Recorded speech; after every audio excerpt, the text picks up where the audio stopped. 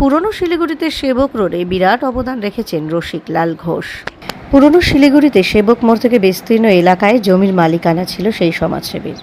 জমিদান আজকের দিনে ভাবাই যায় না, কিন্তু পুরনো শিলিগুড়িতে সেই ব্যক্তি জমিও দান করেছেন। সেই অর্থে বলা যায় আজকের সেবক রোডে ব্যবসা বাণিজ্য এবং সংস্কৃতির বিকাশে সেই ব্যক্তি অসামান্য ভূমিকা পালন করে গিয়েছেন, অথচ আজকের প্রজন্ম তাকে ভুলেই গিয়েছে। তার নামে রাস্তাও রয়েছে সেবক রোডের পাশে। সেবক মোড় থেকে সেবক রোডের খানিকটা এগিয়ে গেলেই চলে গিয়েছে সেই সমাজসেবীর নামাঙ্কিত রসিকলাল ঘোষ স্মরণে। বুধবার মহালয়ের দিন কার্যত সেই ব্যক্তির প্রয়াণ দিবস ছিল, আর প্রয়াণ দিবসে শিলিগুড়ি সেবক রোডে রসিকলাল ঘোষের মূর্তি বসল।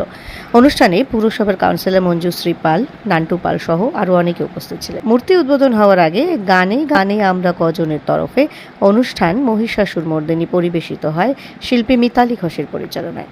প্রয়াত সমাজসেবী রসিকলাল ঘোষের জীবনী সেখানে মেলে ধরেন বিশিষ্ট নাট্য ব্যক্তিত্ব কুন্তল ঘোষ। আজ সেবক রোডে সবসময় ব্যস্ততা, ব্যবসা বাণিজ্য নিয়ে সবাই যখন ব্যস্ত, তখন অনেকেই ভুলেই গিয়েছেন ঐতিহ্যকে। যদিও রসিকলাল ঘোষের উত্তরসূরিরা আজও সেবক রোডে নিজেদের ব্যবসার খুঁটি ধরে রেখেছেন। তাই আজও নারীদের সইতে হয় এত নির্যাতন।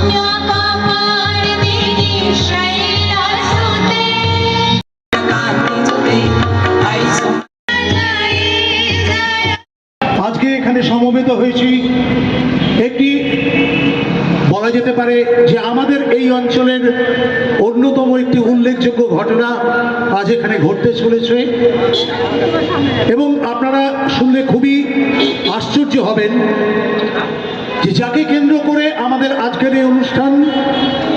একটা সময়ে যখন শিলিগুড়ি শহর মাত্র 5,000 লোকের বাস ছিল, তখন সেই মানুষটি এই অঞ্চলটিকে সাজিয়ে তোলবার জন্য, এই অঞ্চলটিকে মানুষের বসবাসযোগ্য করে তোলবার জন্য এবং এই অঞ্চলে আরও বেশি মানুষকে এনে সমবেত করবার জন্য প্রায় একক প্রয়াসে রীতিমতন পরিশ্রম করে গেছেন।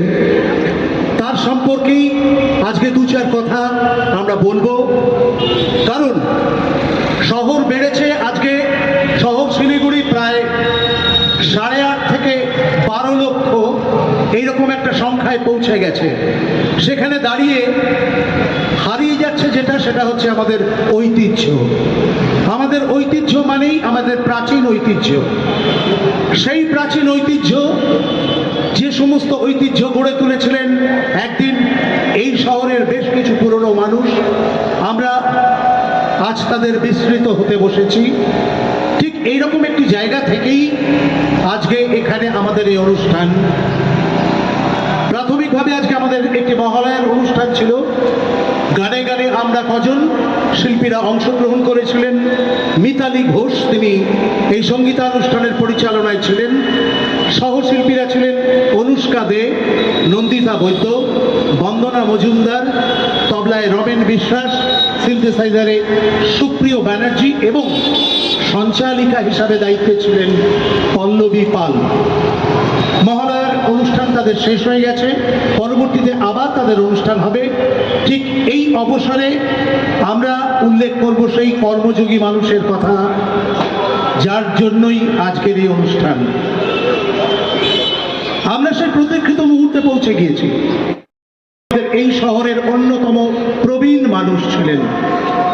তার সম্পর্কে দুটো কথা বলতে গেলে আমাদের ফিরে যেতে হবে অবিভক্ত বাংলার তৎকালীন পূর্ব পাকিস্তান অর্থাৎ বর্তমান বাংলাদেশের থেকে কর্মজীবনের খোঁজে 1901 সালে শিলিগুড়ি নামের একটা ছোট্ট গ্রামের মহানন্দা নদীর কাছে চলে আসা এক তরুণের কথায় তিনি রসিকলাল ঘোষ।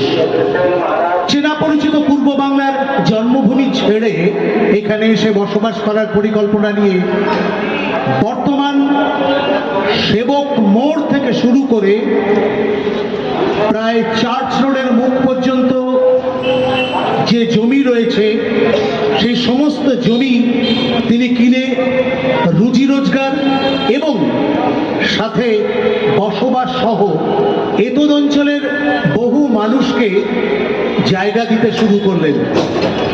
নিজের উদ্যোগে বিভিন্ন ভাষাভাষী মানুষের সাথে সখ্যতা তৈরি করে তাদের জমি দেওয়া সহ বিভিন্নভাবে সহযোগিতা করে আস্তে আস্তে আমাদের এই সেবক রোডের অঞ্চলটিকে বসবাসের অঞ্চল করে গড়ে তুলতে শুরু করলেন।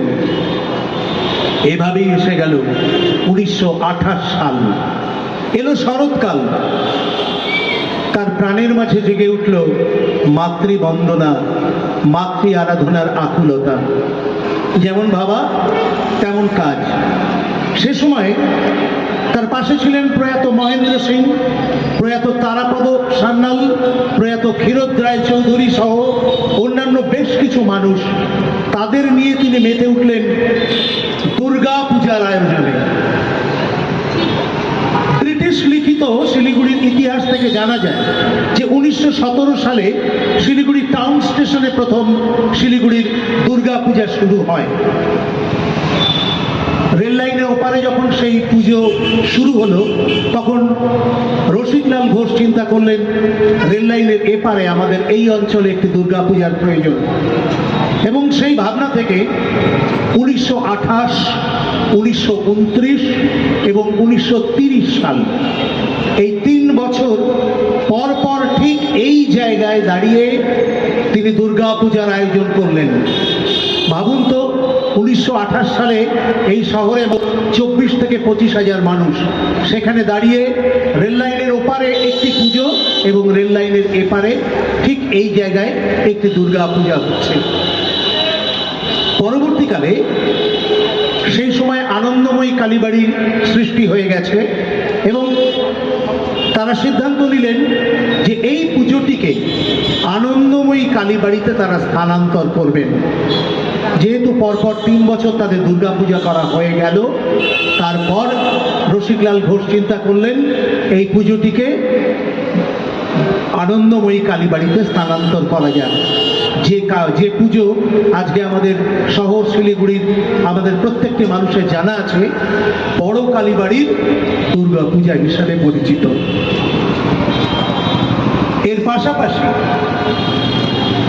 শিলিগুড়ির এই প্রান্তরকে জনপ্রিয় করে তোলার জন্য তিনি একের পর এক ব্যবসায়ী প্রতিষ্ঠানের জন্য চেষ্টা শুরু করলেন এবং বিভিন্ন মানুষকে ব্যবসায়িক কাজে উদ্বুদ্ধ করলেন। বিভিন্ন ভাষাভাষীর মানুষ তখন আসতে শুরু করেছেন। তাদের যতটা সম্ভব সহযোগিতা করা যায় তিনি সেভাবে সহযোগিতা শুরু করলেন। এবং আমরা রাস্তার এপারে দাঁড়িয়ে আছি, ডান দিকে আপনাদের তাকিয়ে দেখুন, ওপারে যে জায়গাগুলো দেখছেন সেখানে যে সমস্ত প্রবীণ মানুষেরা রয়েছেন তাদেরকেও কিন্তু তিনি সহযোগিতা করেছিলেন।